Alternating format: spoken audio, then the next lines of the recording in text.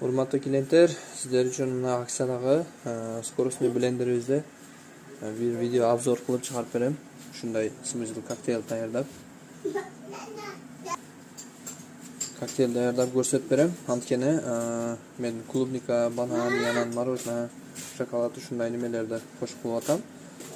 O'zi xohlovchilar qanday nima qilsa bo'ladi, yabloko o'zi xohlovchilar qanday nima bo'lsa, kivi qo'shsangizlarda bo'ladi, ayva son bo'ladi.